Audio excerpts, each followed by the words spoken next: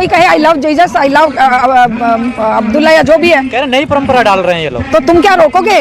तुमने नई परंपराएं नहीं डाली। हम बचपन में राम राम जी सुनते थे अपने बाप दादों से, कोई निकलता था नमस्ते जी जय राम जी की, ये होता था। अब क्या होता है? जय श्री राम, जय श्री राम।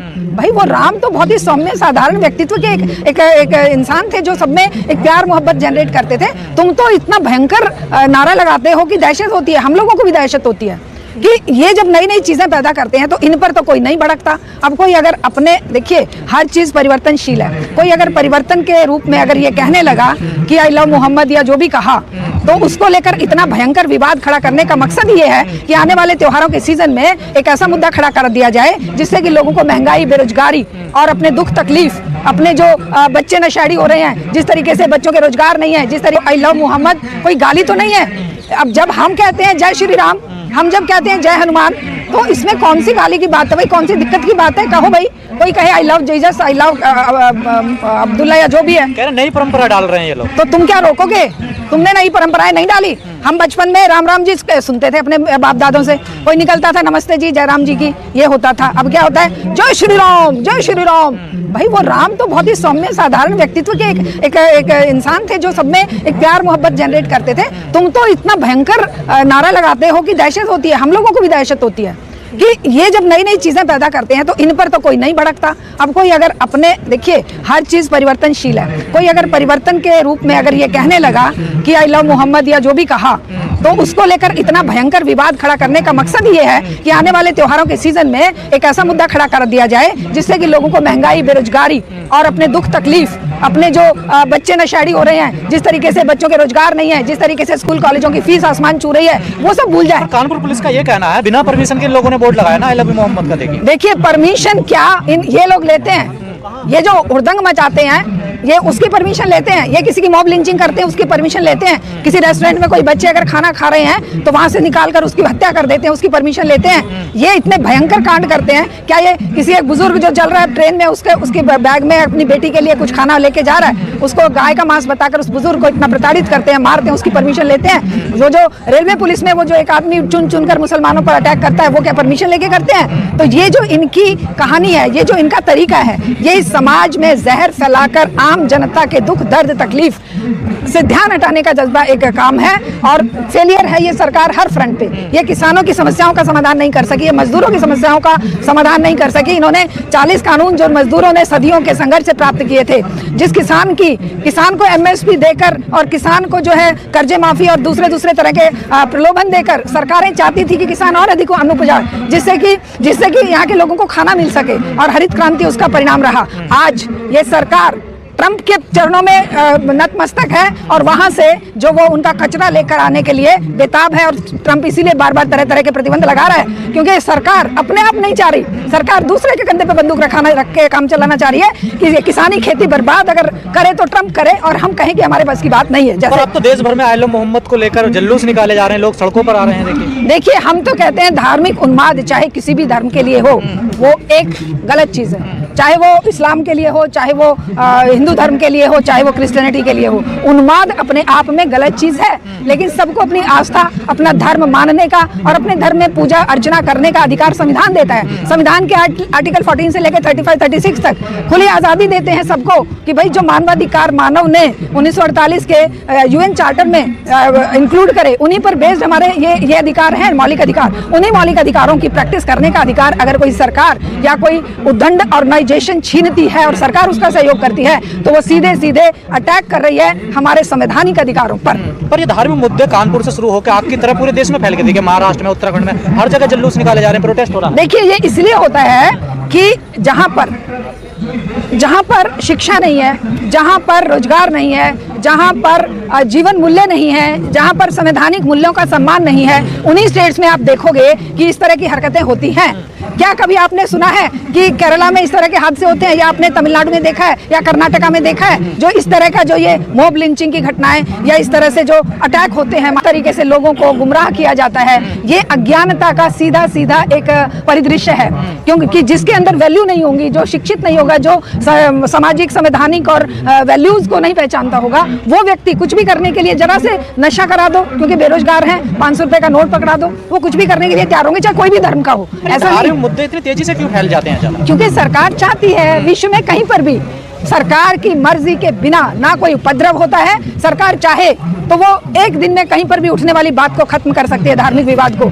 सरकार के हाथ में वो ताकत है। सरकार को हम चुनते क्यों तो हैं? वही सवाल होता है ना, पुलिस कार्रवाई करती है तो फिर ये कहा जाता है भेदभाव हो रहा है। पुलिस कार्रवाई नहीं करती है, पुलिस माइनॉरिटी के खिलाफ कार्रवाई करती है। और पुलिस का जो एक जो रुख है ना, वो एक पक्ष को संतुष्ट करने का। आज पुलिस प्रशासन या कोई भी जो संवैधानिक संस्थाएं हैं पर्टिकुलर धर्म के फेवर में झुकी हुई हैं, पर्टिकुलर सत्ता के फेवर में झुकी हुई हैं, क्योंकि वो सत्ता जो उनको दहशत और प्रोटेक्शन में बनाए रखे हुए है। लेकिन ये जनता की आवाज, जन आंदोलनों का ये कर्तव्य बनता है, जनता का ये कर्तव्य बनता है कि इस तरह की जो सत्ता मनमानी कर रही है, जो जनता के हक अधिकार को छीनकर माइनॉरिटी के बीच में और मेजॉरिटी के बीच में इस तरह का भेद पैदा कर रही है, उसके विरोध में मेजॉरिटी पीपल आवाज उठाएं। जो शिक्षित हैं, समझदार हैं, जो खुद को ये कहते हैं कि भाई हम तो संवैधानिक वैल्यू देते हैं, संवैधानिक वैल्यू को महत्व देते हैं, वो आज जनता को सड़कों पर आना चाहिए। ये जो आवारा गुंडे बदमाश सड़कों पर घूम रहे हैं, उनकी जगह आप जैसे हम जैसे लोगों को समझाने के लिए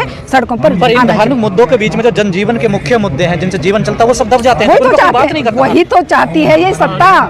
और क्या चाहती है? सत्ता को कोई फर्क पड़ता है? सत्ता को कोई हिंदू मरे, मुसलमान मरे, दलित मरे, स्वर्ण मरे, महिला मरे, युवा मरे, कोई फर्क नहीं पड़ता। वो खुद मरवा भी देंगे।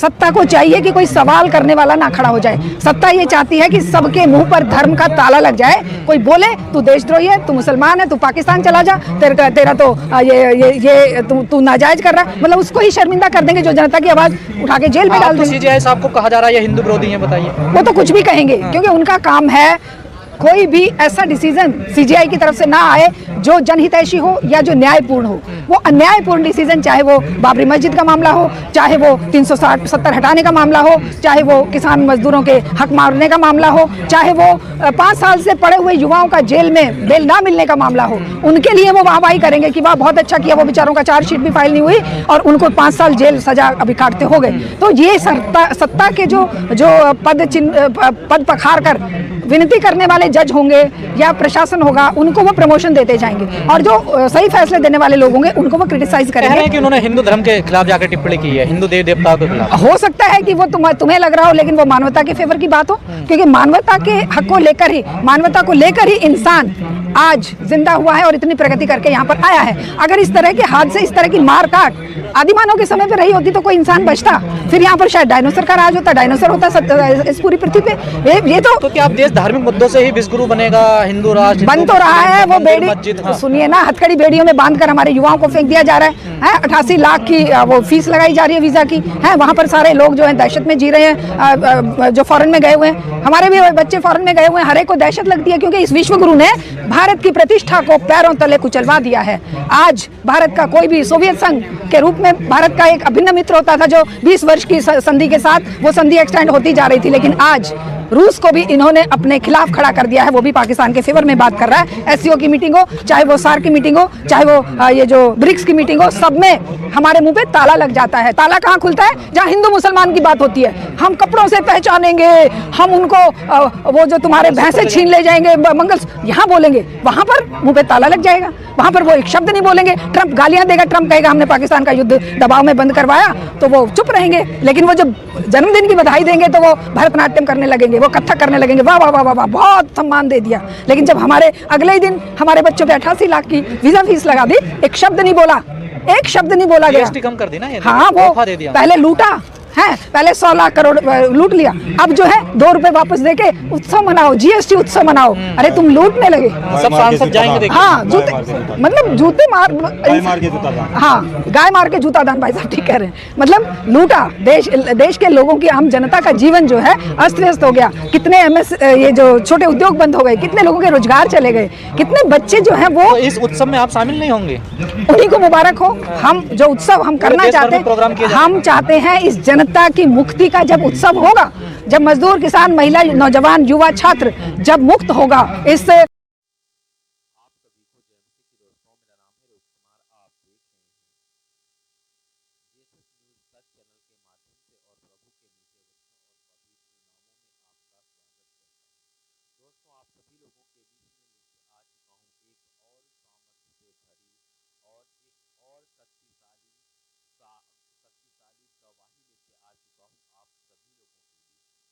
तो आज आप लोग अगर इस अद्भुत गवाही को सुनते हैं तो प्रभु आपको बहुत सारी समस्याओं से आज़ाद करेगा।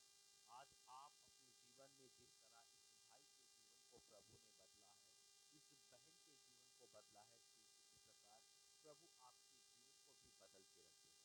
प्रभु आपको कचरे से उठा करके आपको फूल में रख देगा, क्योंकि बहुत से ऐसे मसीह लोग हैं जो आप अपने जीवन में हमेशा निराश और उदास और चिंता और हताश और तरह तरह की चीज़ों से हमेशा परेशान रहते हैं।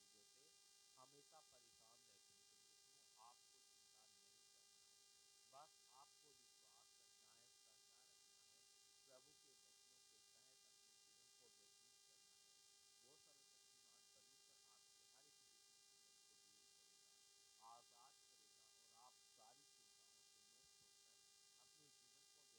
क्योंकि बहुत से ऐसे मसीह लोग हैं जो हमेशा निराश, उदास, परेशान, चिंता में और तरह तरह की चीज़ों से व्यस्त रहते हैं। तो मेरे सुनो, आपको चिंता नहीं करना, बस आपको विश्वास रखना है। विश्वास वो चीज़ है जो लोगों के जीवन को पल भर में बदल देती है, जो लोगों के जीवन को चुटकियों में हल कर देती है। उनकी चाहे जितनी बड़ी समस्या हो, चाहे जितनी बड़ी प्रॉब्लम हो, वो